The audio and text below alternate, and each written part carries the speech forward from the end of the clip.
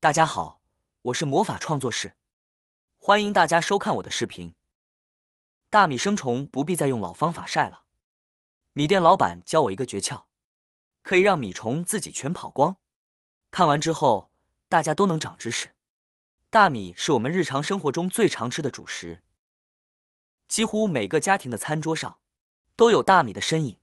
由于大米的消耗量较大，很多人会一次购买几十斤，放在米箱里保存，想吃的时候随时盛取，省去了频繁购买的麻烦。然而，长时间放置的大米容易生虫，一旦出现米虫，不仅会影响大米的口感，还可能带来健康隐患。那么，如何才能防止大米生虫呢？相信很多朋友都对此感兴趣。米店老板教我一个简单的方法，只需在米箱里放上某种物品，就能轻松解决这个问题。究竟是什么神奇的东西呢？下面为大家简单介绍一下。第一个方法，我们可以准备一个一次性杯子，将其插入到大米的中间部位，然后往里面倒入一些高度白酒。白酒在许多家庭中都是常见的。接着，我们用一张保鲜膜封住杯子的开口，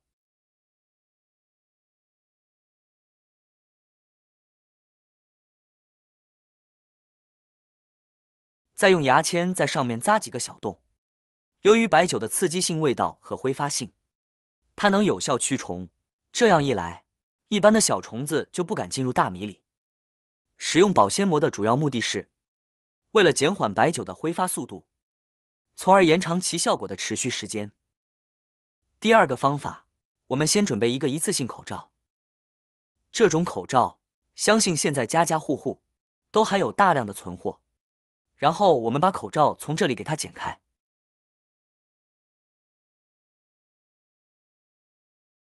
然后将这一根铁丝给它取出。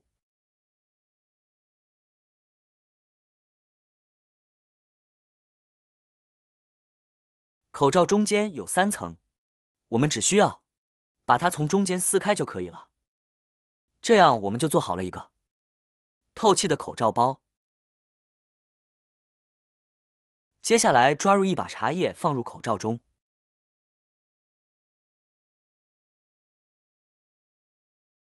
然后再撒入一些食盐，比例大约和茶叶差不多就可以了。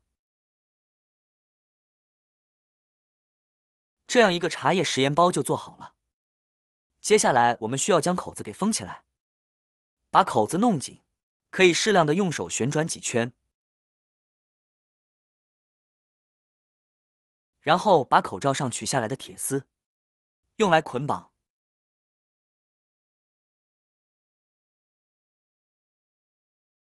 这样一个食盐茶叶包就已经做好了。我们只需要将食盐茶叶包放入大米中，这样一来，我们就可以防止大米受潮哦。首先，盐具有较强的渗透作用，能够吸收水分，而把茶叶放在一起，可以增强其吸食能力，从而使空气中的湿气被吸收掉。第三个方法，如果我们买的大米剩余不多，数量较少时，可以将大米装入塑料袋中。如果家里有自封袋，使用自封袋更好。将大米全部装入后，把袋子口打结密封，以防止大米受潮。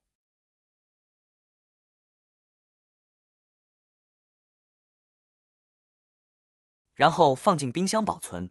大米不怕冻，所以可以放在冰箱的冷藏室或冷冻室，哪里有空间就放在哪里。特别是在冰箱冷冻室中，只要袋子密封的好，1、2年内都不会变质。